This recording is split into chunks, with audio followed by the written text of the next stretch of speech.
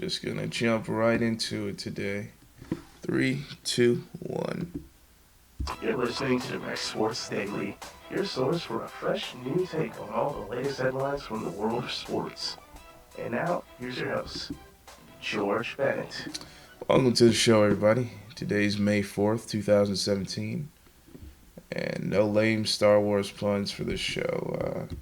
Sure, you're getting plenty of those from all the other podcasts you're listening to. But last night, big night in the NHL.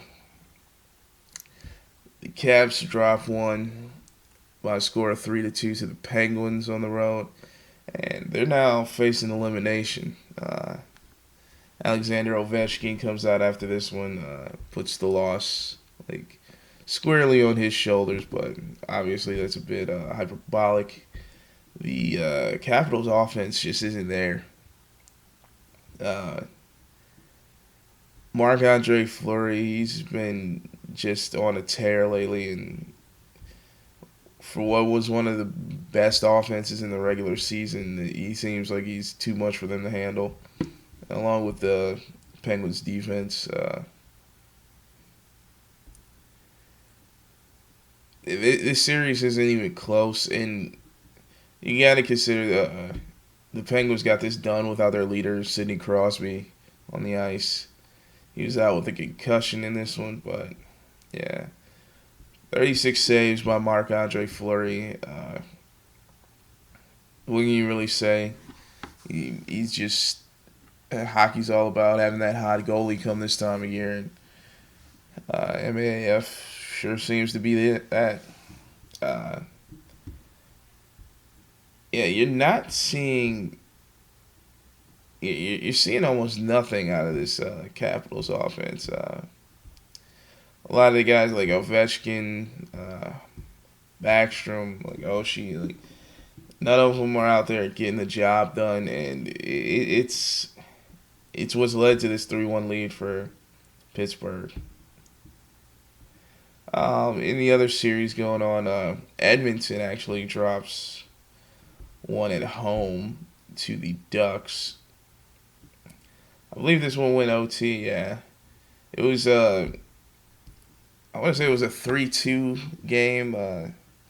Last I checked it, apparently the Oilers were able to force overtime late in the third period, but turns out not to be enough. It was just delaying the inevitable because Jacob Silfverberg just comes in, knocks one in for the Ducks in OT to end that one by a score of 4-3 for the Ducks on the road. The series is all squared up. I think the road team has won every single game of the series so far. So, if memory serves, but I don't know what to really make of this one. It seems like the Ducks have pretty much figured it out. I don't know. This Where the series is going to go from here is, I think, largely dependent on how much they allow Connor McDavid to just do Connor McDavid things. At least so far, it's at 4 goals this playoffs. Milan Lucic, he's at 2 so far. So they end up being the big time scoring threats for Edmonton in this one, but just in the end proved not to be enough. Edmonton got out to a really quick 2-0 lead, and you thought it was just gonna be over there. Okay, they're gonna go up 3-1 just like the Penguins just did, and this series is gonna be over. But uh, looks like this could easily go 7. Just seeing the sort of Kessler McDavid matchup alone is enough for me to want it to go 7. So, right, Getzlaf, he comes up pretty big. Right, Getzlaf is actually on a tear. 7 goals in the playoffs so far, and Anaheim, all this scoring comes in just the second period and overtime. So, but moving on to the NBA, the Cavs were just the Cavs last night. LeBron was just LeBron. I think LeBron just passed. I think it was Kareem Abdul-Jabbar on the all-time playoff scoring list, which I think he was quoted as saying, "Oh, that's pretty cool," or something like that. Well, yeah, it's LeBron is just unstoppable in the playoffs much of the time. He went off for 39 in this one. Also chips in 6 rebounds and 4 assists. But Kyrie, a lot of people made a lot about his inability to pick up assists and pass the ball. Uh, I know that was a big topic of conversation going into this game. He's not like he's just a scorer. He's not like a John Wall kind of floor general or even a CP3. But he actually puts up 11 assists in this one. Cavs just sharing the ball a lot. 28 assists for the entire team on 41 made field goals. That's pretty good numbers when it really comes down to it. And at the end of the day, like Toronto, it looks like they're not even going to be able to compete with Cleveland. They dropped this one by 22.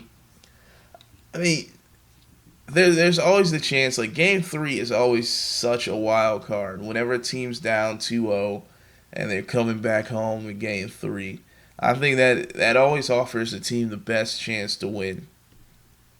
Like if a team's ever gonna like take its foot off the gas and another team be in that sense of urgency sort of situation where they don't want to go down 3-0 because we all know 3-0 might as well be 4-0.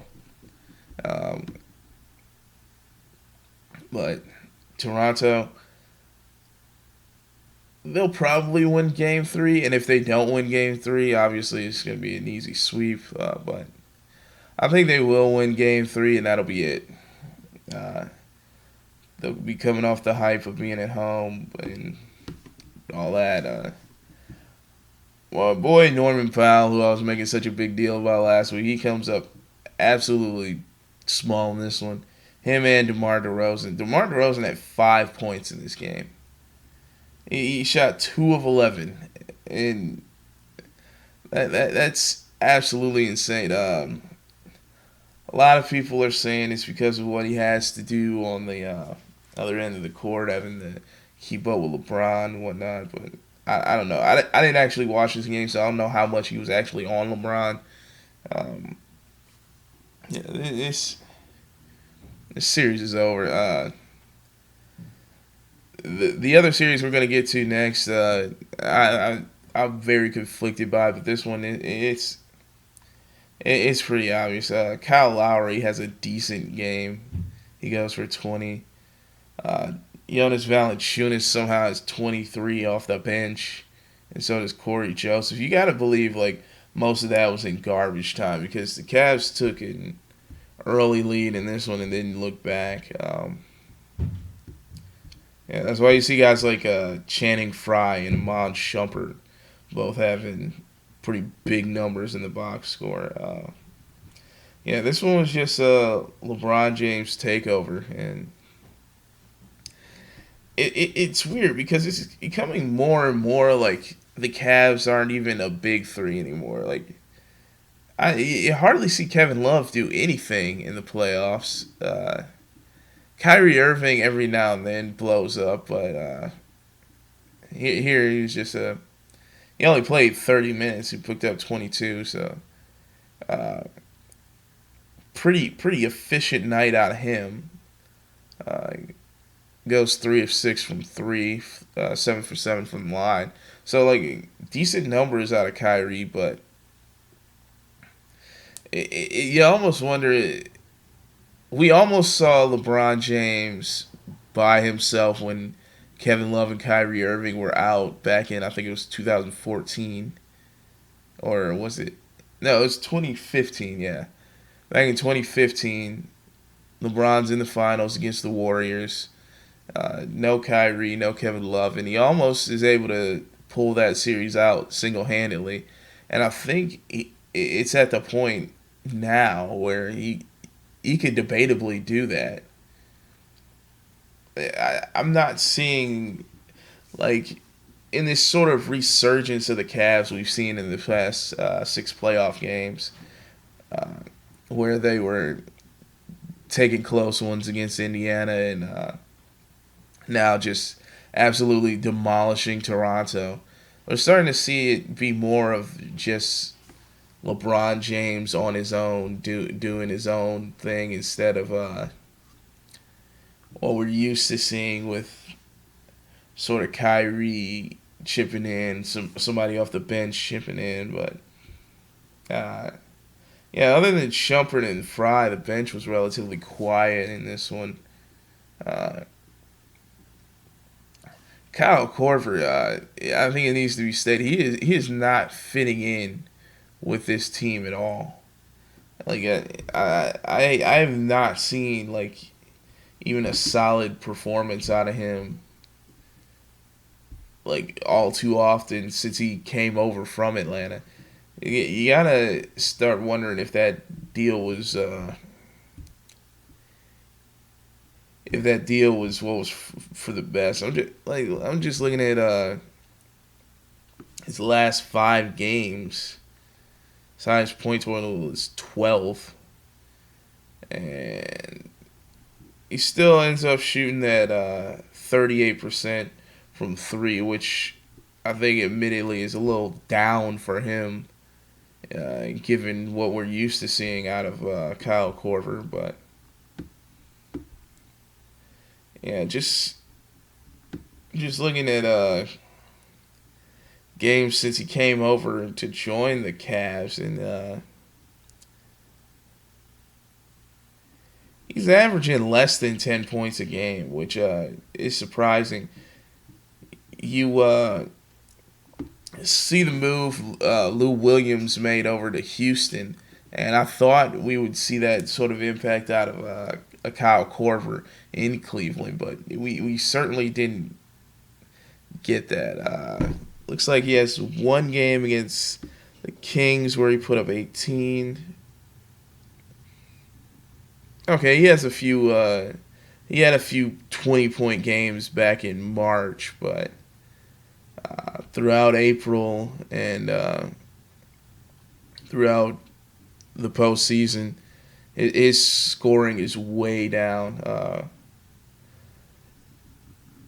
and it seems like basketball is kind of complicated at times because it seems like you just okay, you put LeBron James and shooters around, it should have the same impact as like Houston with James Harden and shooters, but you see how different the D'Antoni system is from uh, how Tyronn Lue is running things in Cleveland. But I don't know. It's just something I noticed. I'm not seeing Kyle Korver make the same impact that he did in Atlanta, which makes you wonder, like, if the Hawks had ended up keeping Kyle Korver, would that have been enough for them to sort of stay with the Wizards a little better and maybe take that series to 7 or possibly even win it? But who knows? Maybe you would have hurt the development of Schroeder and Tim Hardaway Jr. by keeping him around. But moving on to a game I caught a little glimpse of, the Rockets and Spurs. This one was it wasn't all that close initially, but Rockets were sort of in there. And then in the fourth quarter, they just go absolutely stone cold from the field, and it just couldn't score to save their lives for a decent stretch of the fourth. They end up putting up 13 fourth quarter points. 13, outscored by 20. The Spurs had 33 in the period. So uh, this is what happens when shooters don't hit their shots. They go 32% from three, which is just pretty inexcusable. Only 44% from the field overall. San Antonio, they clamped down on defense. Just like if any team was gonna like get blown out by 30 and then come back and blow a team out by 25, it was gonna be the Spurs. Like me and Rob discussing on the show on Tuesday. I think this is obviously the team that's most mature and could bounce back from a big time loss like they suffered in game one. But just Kawhi Leonard, he gets back to scoring, putting up 34. Everybody's saying it. I've been saying it for like I think longer than I've been doing this show. Kawhi Leonard is the second best player in the NBA after LeBron James, and I think that's definitive after this. I probably played like KD at 3, but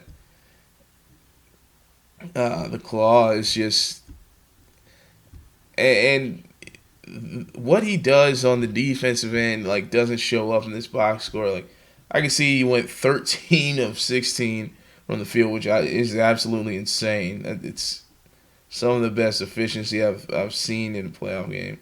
3 for 4 from three, 6 assists, 7 rebounds, 34 points. Like I could read that, but it's hard to get a sense of like. I read this and it's like I see in 33 minutes, Trevor Ariza had 2 points. I gotta believe Kawhi Leonard had something to do with that. Like, just an absolute beatdown by the San Antonio Spurs. And who knows? Maybe that's the strategy they go with. Like maybe you just have Kawhi absolutely just lock down one guy. Also, reinserting Pau Gasol into the starting lineup, I think great decision by Greg Popovich. Pau Gasol ends up getting 13 rebounds in this game. Dwayne Dedmon, as great as he played for stretches of the regular season, he was not getting it done so far in the playoffs, especially in game one. So, understandably, he was sat down. The big story coming out of this one, I think, is less about the game, though, and I've sort of been burying the lead on this one. But Tony Parker went down pretty nastily, and I think the quote from Greg Popovich was, "It's not good," and yep, that's actually the direct quote. But yeah, obviously you'll have the MRI and stuff like that, blah blah blah. But from the looks of things, it does not look like Tony Parker is going to be able to. If he's able to play, I doubt he'll make much of an impact for the Spurs going forward. And I think some people may say, "Oh well, Tony Parker's old. He's not the athlete he once was," and things of that nature. And try to sort of play down this injury. I think this is huge. What Tony Parker lacks in athleticism, he makes up with in bunches with like just sheer playoff experience. I don't think that could be discounted, and I think that's been being discounted too much in this when people are talking about this.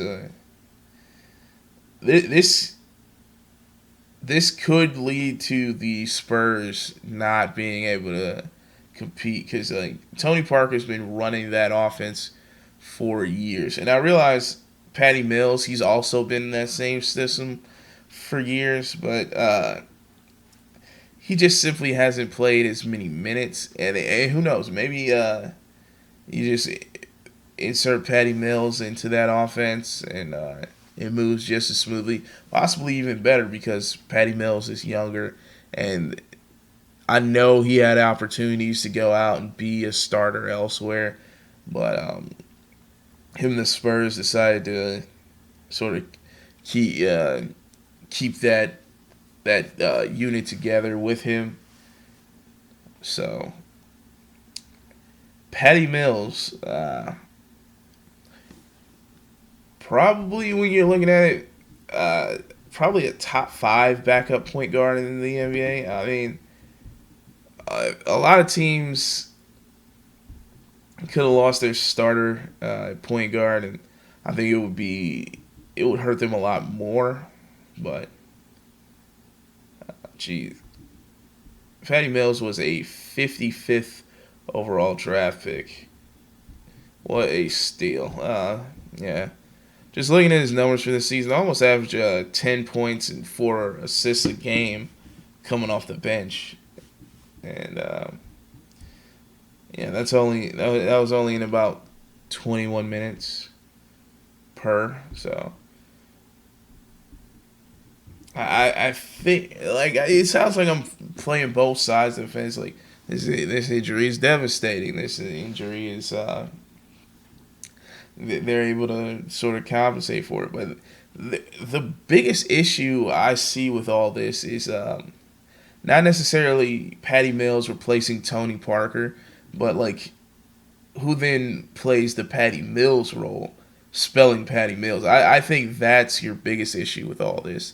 I think, and then I think the Spurs also had some packages with both of them on the floor together. Obviously, all those are out.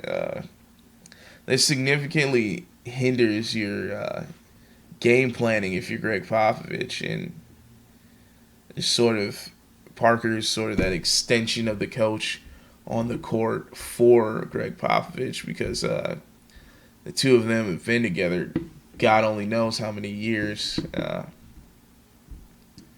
So yeah, good. This series is so hard to predict going forward because what can you really say about two games that were like complete blowouts?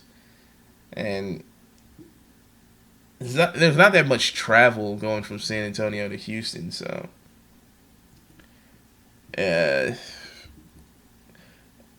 I could see it going either way in Game 3. I could see it being a blowout either way or a close game either way. This series I think is just destined for 7, and if anyone says they know how it's gonna end, they're feeding you a crock of something. I know that, but let's see what else is going on. There's a few little NFL stories to talk about. Apparently, Taylor Mays is trying to make a comeback, and like it just makes me think back to when I was in high school watching college football, and Taylor Mays was just like that really like good looking safety for USC back in the day. Oh man, he had such size and speed.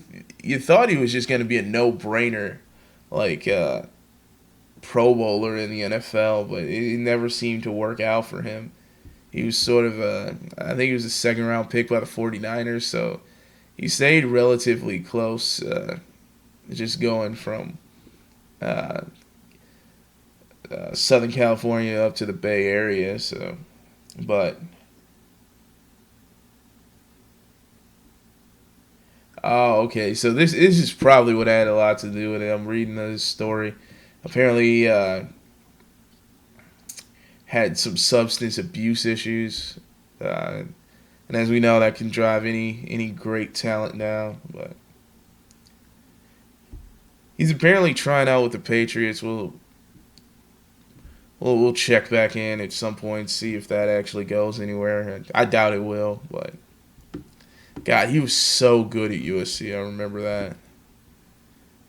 playing the old NCAA '07 video game.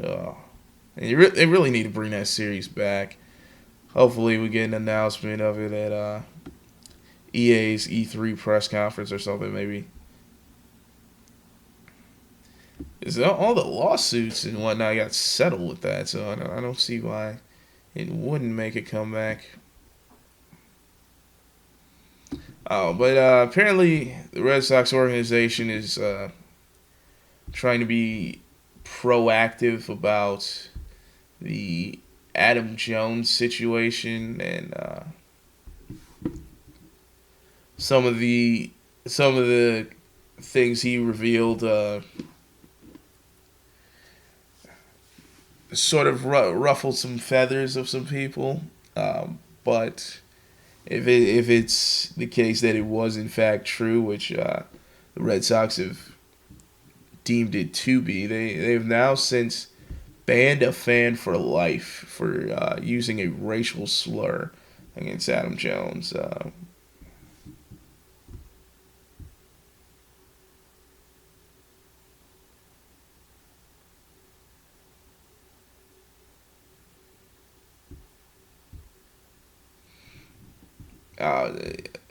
so apparently, this guy, Calvin Hennick, he apparently brought his son to the game for his 6th birthday.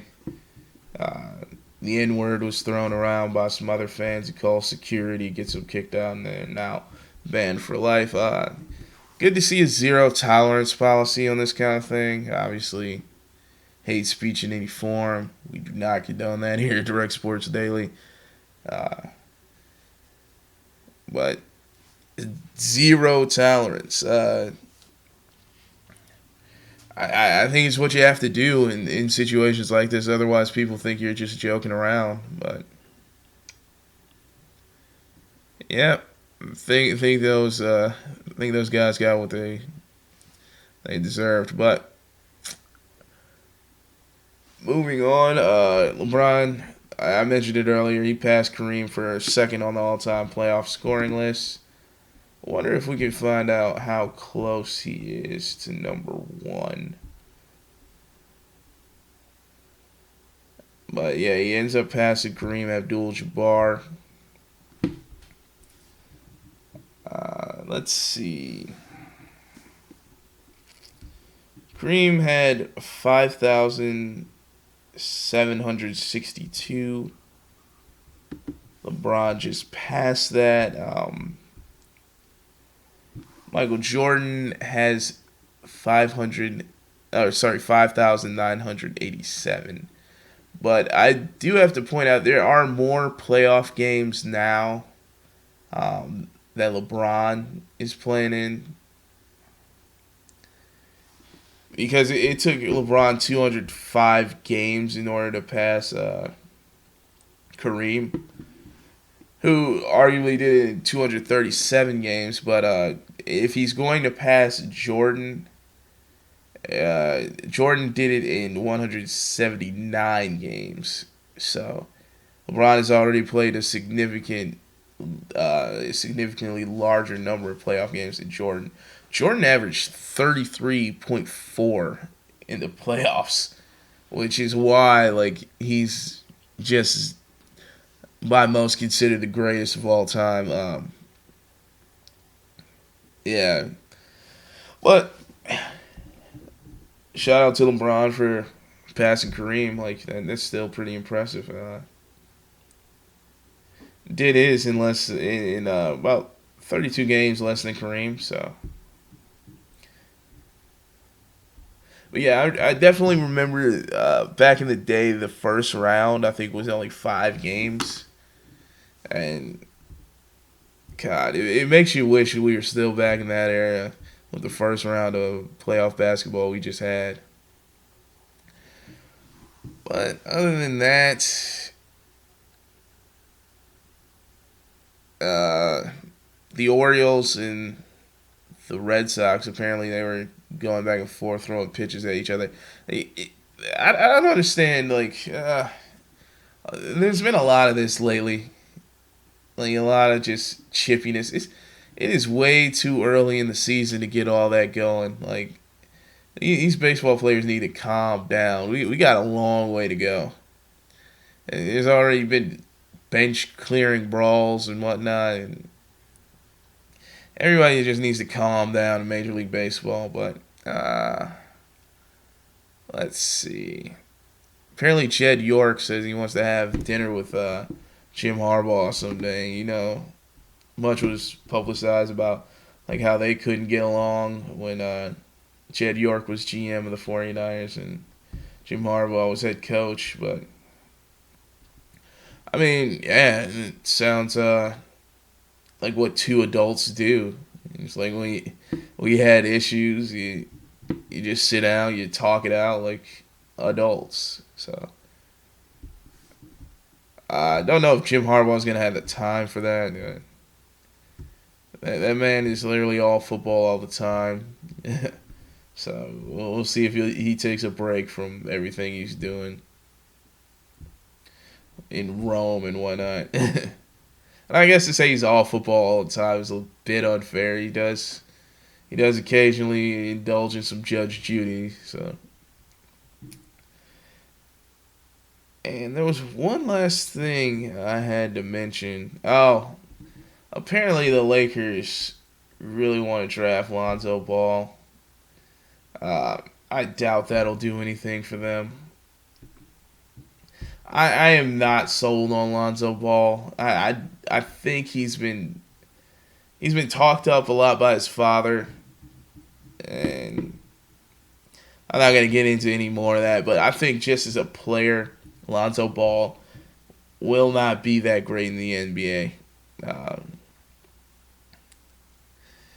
I just like he's not a good defender. He's not an insane athlete. He's not. I mean, he's athletic, but he's not an insane athlete out there on the court. He's you got the whole LeVar Ball that comes with it. It's like I would steer clear. I think in the end, Markelle Fultz is gonna just be way better. I'd even take a guy like Jason Tatum or Josh Jackson over. But hey, I think the Lakers are set to, if the lottery goes their way, they get the, I want to say, second overall pick in the draft. The Celtics have the best chance at the first, thanks to just the Nets being incompetent. Oh no, it looks like the Lakers are slated to draft third overall. So they're looking at 3 or 4. I think they're guaranteed at least a top 5 pick. So Lonzo Ball almost assuredly will be on the board. Depending on who else is there, I think it would be a mistake for the Lakers to draft him. But Magic Johnson definitely looking to make a splash. And what does that mean with D'Angelo Russell if you end up taking Lonzo Ball? Because I doubt those two could coexist. But hey, I want to thank everybody for watching and listening. And I'll be back tomorrow with another episode of Direct Sports Daily. Hashtag abrupt ending. This has been another episode of Direct Sports Daily. Thanks for listening. And to keep up with the show, follow us on Twitter at the DSD Podcast. Subscribe to us on iTunes, Google Play, or Stitcher Radio. Or visit our website, www.directsportsdaily.com.